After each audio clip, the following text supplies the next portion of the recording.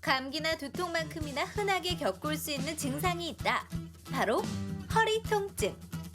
척추는 인체의 대들보라 불릴 정도로 중요한 역할을 하고 있는데 그런 만큼 부담 역시 클 수밖에 없다고.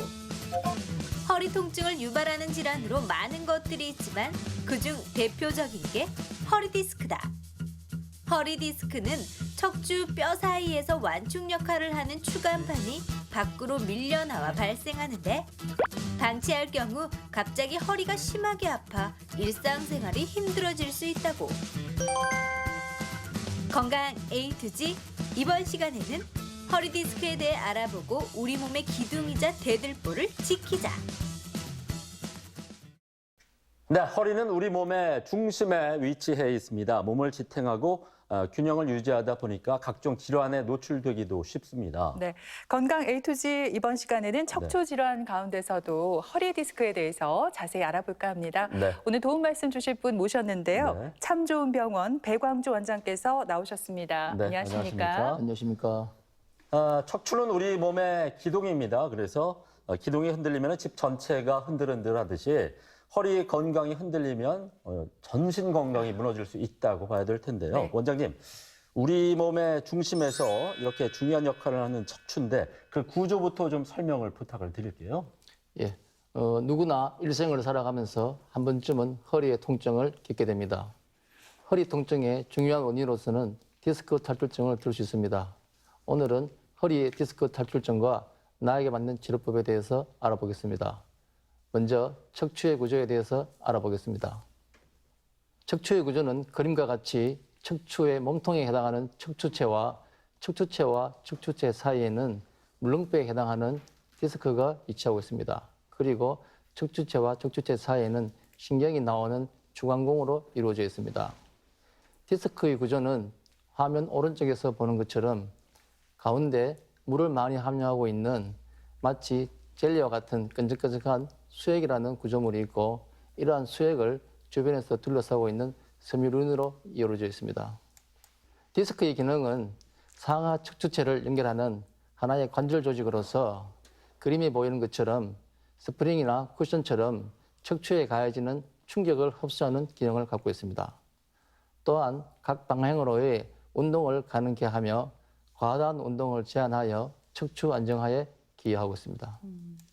이러한 디스크는 신생아 때에는 수분을 많이 함유하고 있으나 나이가 들수록 점차 수분의 변화가 겪게 되는데 신생아 시기에는 수분이 88에서 90% 정도를 함유하고 있는 반면에 나이가 들면서 점차 수분이 빠져나가서 노년기에는 약 55에서 65% 정도의 수분이 함유해서 점차 충격 흡수의 기능이 감소한다 할 수 있겠습니다. 화면에서 보이는 MRI 소견은 건강한 디스크와 퇴행성 디스크를 보여주고 있습니다. 화면 좌측에 있는 건강한 디스크의 경우 MRI에서는 물이 하얗게 나타나는데 화면 좌측에 있는 건강한 디스크의 경우에는 디스크의 수액이 하얗게 보이며 또한 디스크의 간격이 일정하고 척추의 곡선도 정상적인 곡선을 보여주고 있습니다.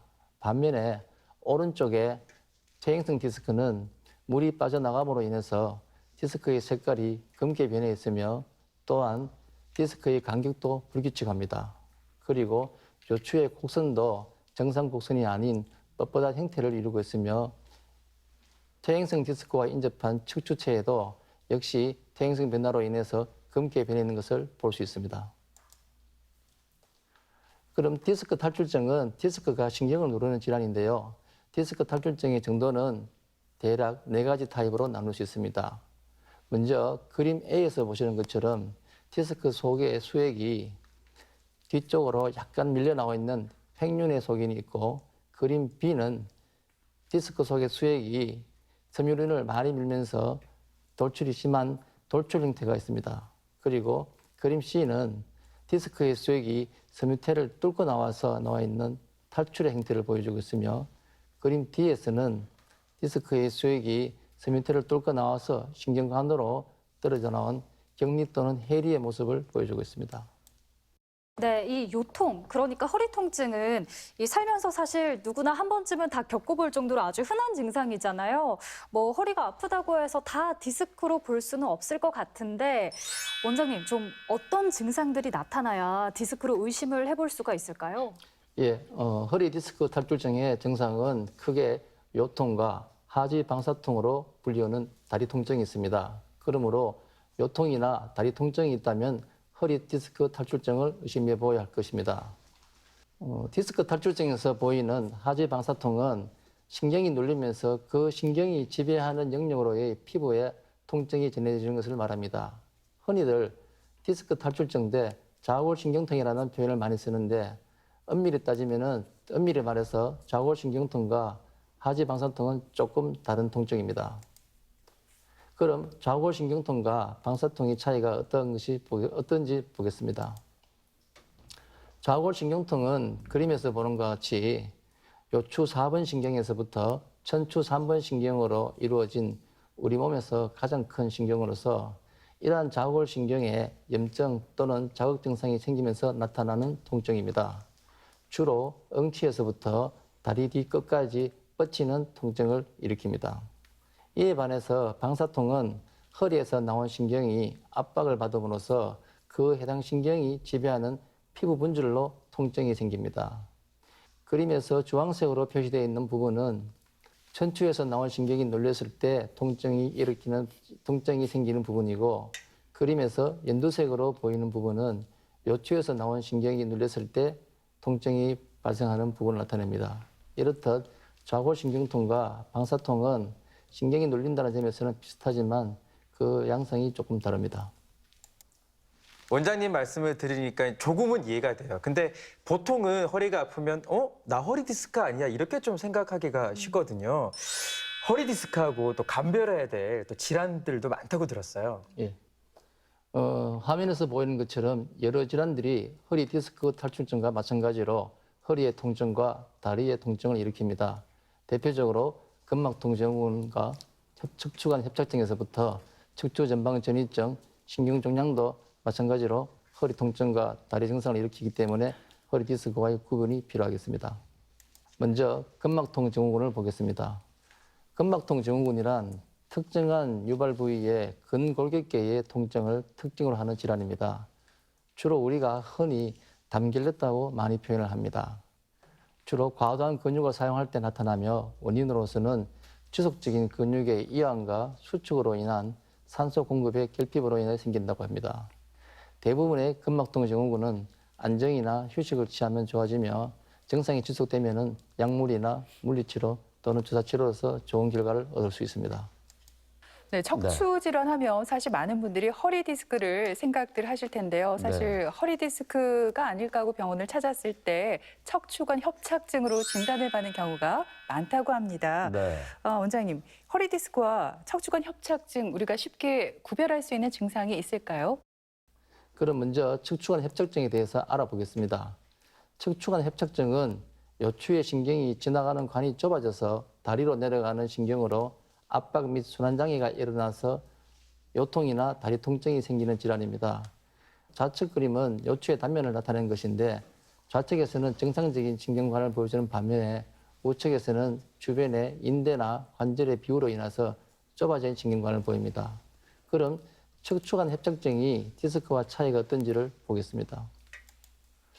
디스크 탈출증과 요추관 협착증은 둘 다 신경이 눌리고 다리가 아프고 허리가 아프다는 점은 공통적이나 통증의 양상이 조금 다릅니다.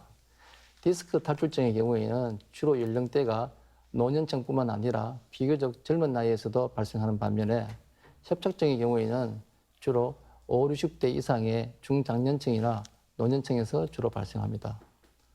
또한 디스크 탈출증은 허리를 굽히면 디스크의 압력이 증가함으로 인해서 증상이 악화되는 반면에 협착증은 허리를 굽히면 신경관의 이완이 나타나면서 통증이 호전되고 오히려 허리를 뒤로 젖히면 증상이 악화되는 소견을 보입니다.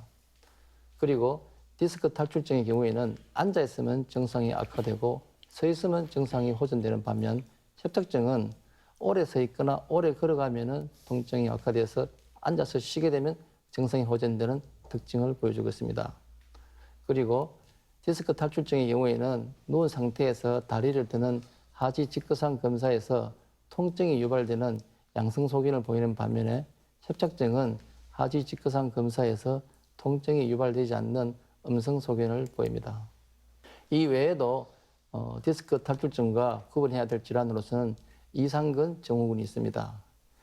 이상근이란 우리 몸의 엉덩이에 있는 근육으로서 이상근이 어떠한 염증이나 어떠한 이유에 의해서 염증이나 부풀어 오르게 되면은 좌골신경이 골반 부위에서 이상근의 긴장에 의해서 자극되고 눌리면서 좌골신경통이 생기는 현상입니다.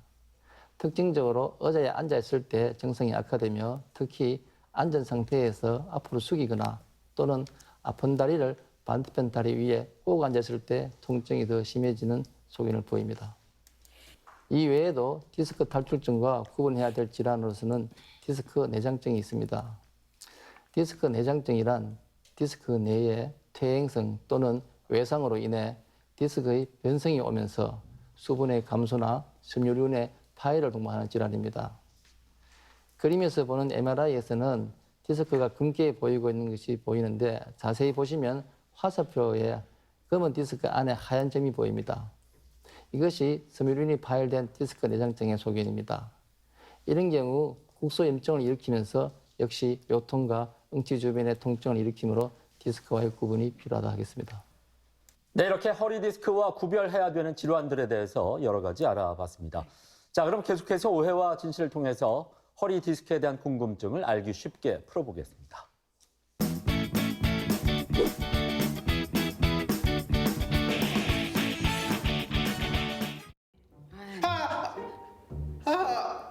왜? 아 허리. 어? 잠깐만. 아 허리가 너무 아프다. 왜 괜찮나? 안 괜찮다. 야 어떡하노. 허리를 못 숙이겠는데. 아이 그러길래 진짜 그때 MRI 측정할 때 그때 찍었어야 될 거 아이가? MRI가 돈이 얼마인데 보험도 안 나오고. 지금 돈이 문제가 진짜 그러다 수술하면 돈 더 들어가거든. 짜증 내지 마라. 너무 아프다 진짜. 아우 진짜 남자는 정말 허리가 생명인데. 정말 어떡할 건데? 아니 남자만 허리에 생명이니까 여자도 허리에 생명이지. 안 아파가 좋겠다. 풀어보라. 풀어보라. 진짜 저리 가라. 나도 너도 왜 자꾸 치대고 가고 있나 진짜. 아니 근데 생각해 보니까 오빠 고등학교 때 허리 아파가지고 막 난리 쳤잖아. 보니까 그때도 살 막 이렇게 쪘었거든요. 이 살 때문이다. 그러지 말고 지금부터 다이어트 해라. 그럼 허리 괜찮아진다. 야 다이어트는 뭐 쉬운 줄 알아. 말처럼 그렇게 되는 줄 아나. 아파라. 왜? 그때도 잘 했잖아. 다이어트 해봐라. 봐라. 이 허리 어쩔 건데. 이 살 때문에 그렇다니까. 우리 매트리스부터 좀 바꿔야 될 것 같다. 아니 원래 허리 안 좋은 사람은 이 푹신푹신한 거 말고 좀 딱딱한 매트리스 거기서 자야지 괜찮다 하더라. 허리야. 쓸잘 땡기 없는데 손 쓸락하네 진짜. 침대 좋아하시네. 침대 좋아해 진짜. 안 그래도 코로나19 때문에 진짜 내 월급 깎여가지고 지금 마이너스 통장 쓰고 난린데 지금 무슨 소리 하노 지금. 아니 전 국민한테 재난지원금 준다잖아. 며칠 있으면 나오잖아. 그걸로 하면 되지. 나와요?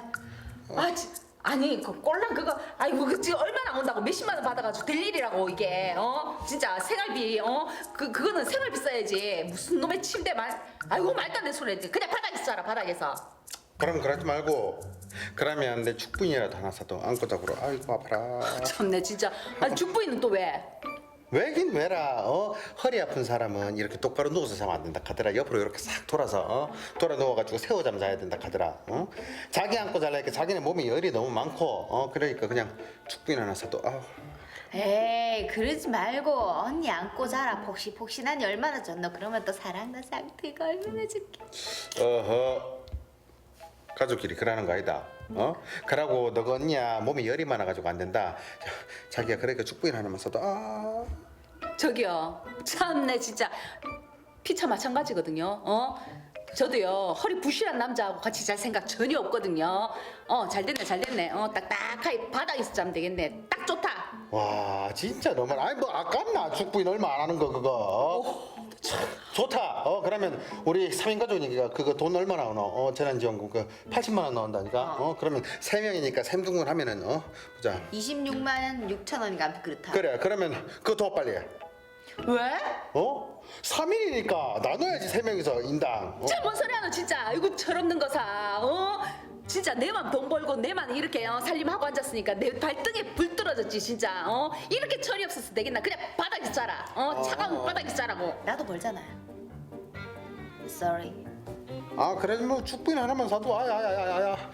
죽부인 같은 소리 하고 앉았네. 그냥 바닥에 자라. 알았지? 오늘부터 절대로 침대 올 생각 전혀 하지 마라. 네, 오해와 진실 첫 번째 질문 드리겠습니다. 똑바로 누워서 자는 것이 허리 통증을 조절하는데 좋다입니다. 똑바로 누워 자는 것이 허리 통증을 줄이는데 좋다.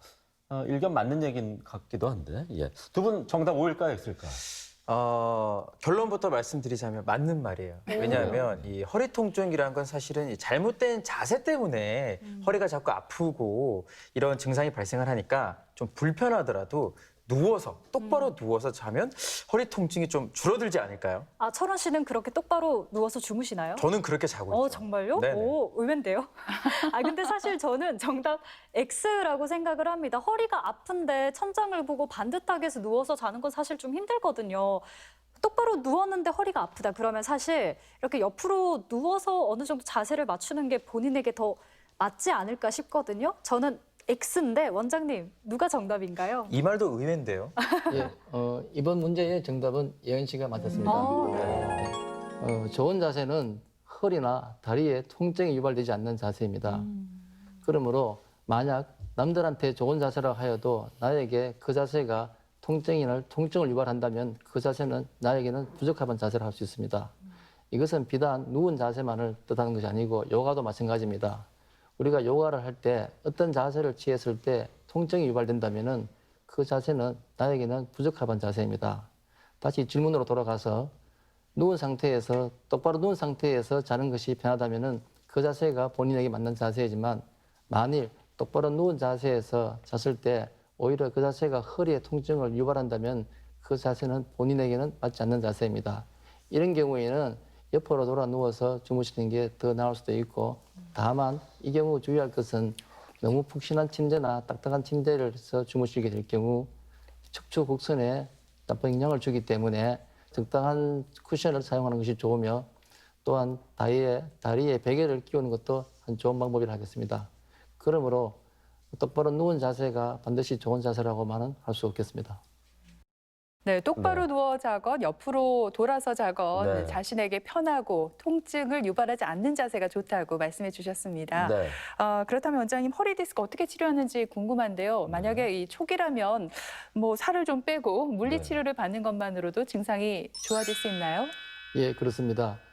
디스크 탈출증의 경우 초기 같은 경우에는 방금 말씀하신 물리치료나 체중을 조금 줄이는 것으로도 통증이 호전되는 경우가 많습니다. 그럼 디스크 탈출증의 치료에 대해서 알아보겠습니다. 디스크 탈출증의 치료는 흔히 보존적 치료라고 말하는 비수술적 치료와 수술적 치료로 나뉩니다. 비수술적 치료로서는 대표적인 것이 휴식이나 안정, 약물치료, 그리고 물리치료 및 운동치료, 주사치료, 시술치료 등이 있습니다. 조금 더 자세히 알아보겠습니다. 즉, 먼저 안정 및 휴식입니다. 일반적으로 급성기의 디스크 탈출증 같은 경우에는 2, 3일 정도의 휴식으로도 통증이 좋아지는 경우가 많습니다. 하지만 이런 안정과 휴식으로도 통증이 좋아지지 않는다면 약물치료나 물리치료를 병행하여서 통증을 조절할 수 있습니다. 약물치료에 많이 쓰이는 약제로서는 진통소염제나 근육이완제, 말초신경제 등을 쓰고 있으며 물리치료로서는 찜질이나 전기치료 그리고 허리를 당기는 기능치료가 허리 통증에 도움이 됩니다. 하지만 이런 약물치료와 물리치료를 하였음에도 불구하고 통증이 조절되지 않는다면 흔히 주사치료라 또는 통증주사라고 이야기하는 주사치료를 고려해 볼 수 있습니다. 허리 디스크 탈출증에 많이 이용되는 주사치료는 대표적인 것이 경막의 주사, 선택적 신경차단술, 프롤로 주사가 있습니다. 간단하게 설명드리면 경막의 주사는 허리나 꼬리뼈에 구멍을 통하여 바늘을 찔러넣은 뒤 그 바늘을 통하여 국소마취제나 스테로이드를 주입하여서 허리 주변에 부종을 가라앉히고 염증을 가라앉혀서 통증을 조절하는 주사입니다. 그리고 선택적 신경차단술은 이름에서 나오는 것처럼 어떤 한 신경을 선택하여서 그 신경에 대해서 통증 주사를 놓는 것을 선택적 주사라 신경차단술이라 합니다. 주로 엑스레이를 이용하여 우리가 원하는 타겟 신경에 대해서 주사 치료를 하게 됩니다. 그리고 프롤로 주사는 신경으로 주사를 놓는 것이 아니고 척추 주변의 관절이나 인대 또는 근육에 고농도의 포도당이나 또는 고장액을 주사하여 그 부분을 강화시켜서 디스크 탈출증에서 수반되는 요통을 감소시킬 수 있습니다. 원장님, 그러면 보존적 치료를 받았는데 사실은 효과가 없으면 이제 시술을 받아야 되잖아요. 시술에도 다양한 이제 방법들이 있다고 들었는데 사실 시술이라는 말을 들으면 혹시나 아프지는 않을지 제가 좀 겁이 많아서 걱정이 되거든요. 어떻습니까? 예, 시술은 최근에 많이 이용되는 비술적 치료로서 허리 디스크 탈출증에 이용되는 대표적인 시술로서는 신경 성형술과 풍선 확장 성형술 그리고 고주파 수액 성형술이 있습니다. 각에 대해서 간단하게 알아보면은 신경 성형술은 그림에서 보는 것처럼 꼬리뼈에 구멍을 통해 카테터라 불리는 가늘고 기다란 관을 넣어서 우리가 원하는 위치에 도달한 다음에 그 주변에서 신경 주위에 유착을 박리하고 거기에 약물을 주입하는 치료법입니다. 아까 말씀드린 경막의 주사 같은 경우에는 뒤에서 주사를 놓다 보니까 약물이 주로 신경관의 뒤쪽에 분포하는 경우가 많은데 해부학적으로는 신경섬유가 통증섬유는 주로 신경관의 앞쪽에 많이 분포하므로 경막의 주사의 경우에는 약물이 충분히 신경관 앞쪽에 도달하기 어려운 단점이 있습니다. 이에 비해서 신경성형술은 우리가 카테터의 끝을 신경관 앞쪽에 거치할 수 있으므로 보다 효과적으로 통증을 조절할 수 있으며 또한 신경관 주변에 유착을 박리하고 약물을 넣음으로써 더욱더 효율적인 통증 조절이 가능합니다. 다음은 풍선 확장 성형술입니다. 풍선 확장 성형술은 신경 성형술과 같은 방법으로 시행되나 차이점이라면 신경 성형술 시 풍선이 달린 카테터를 이용하여 풍선을 부풀리면서 보다 효과적으로 유착된 신경 주변을 박리하고 약물을 주입하는 방법입니다.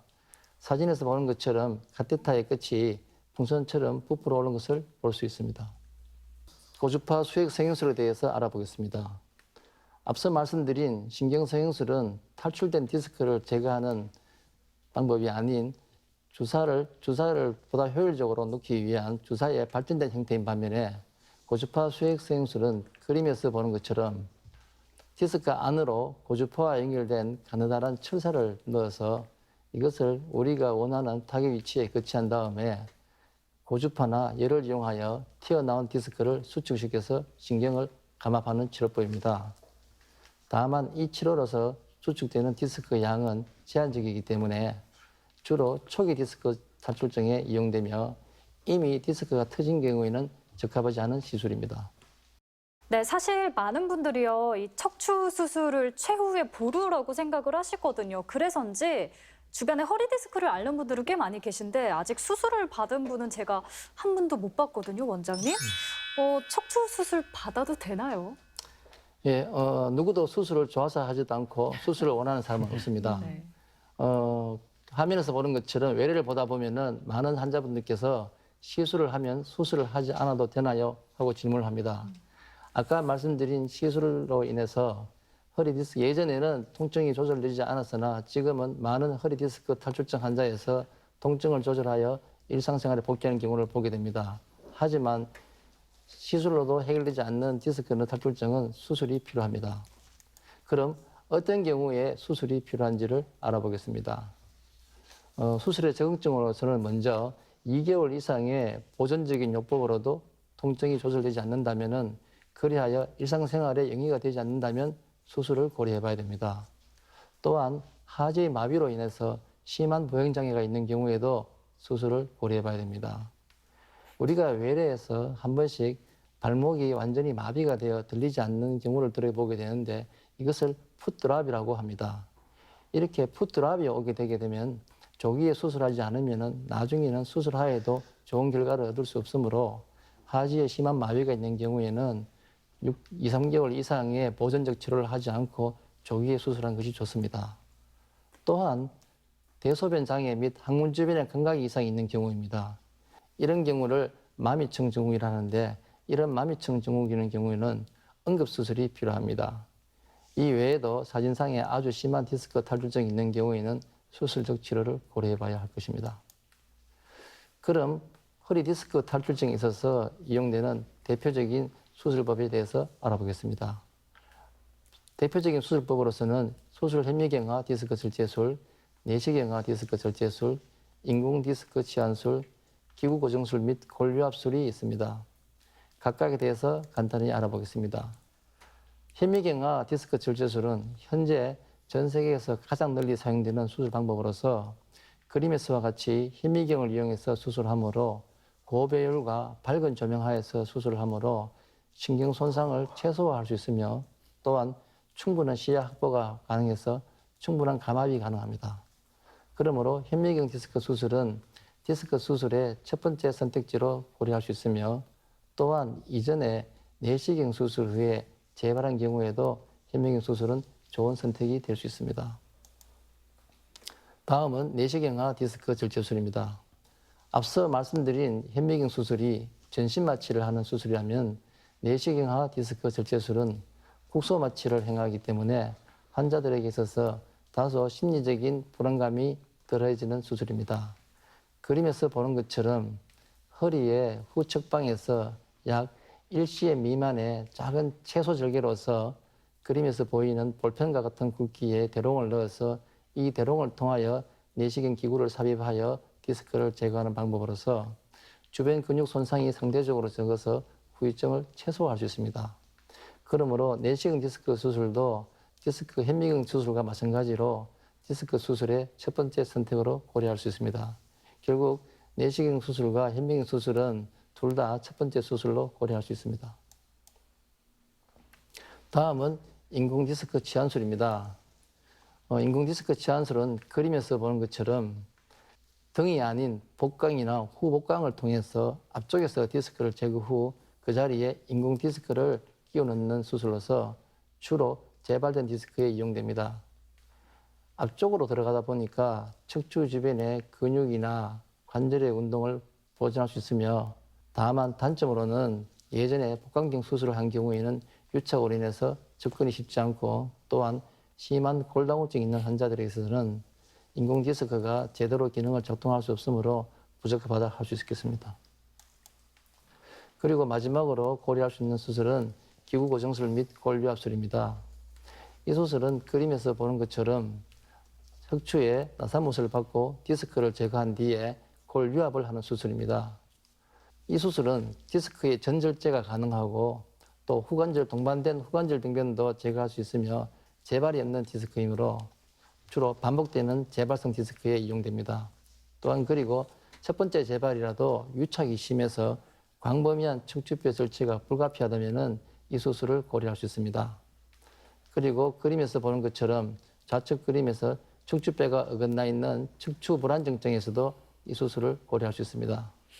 다만 이 수술은 다른 수술에 비해서 출혈이 많고 근육 손상이 큰 단점이 있을 수 있겠습니다. 원장님, 끝으로 방송을 보고 계신 시청자들께 해드리고 싶은 말씀이 있다면 좀 전해주시죠. 예, 허리 디스크 탈출증은 우리 주변에서 흔하게 볼 수 있는 질환입니다. 그리고 치료도 여러 가지 옵션이 있습니다. 그러므로 허리 디스크 탈출증의 치료의 원칙에 대해서 숙지하는 것은 필요하다 하겠습니다. 허리 디스크 치료의 원칙을 보면은 먼저 비수술 치료를 가장 먼저 고려해야 됩니다. 또 이런 비수술 치료도 먼저 강도가 약한 치료에서부터 점차 강한 치료로 해나가야 될 것입니다.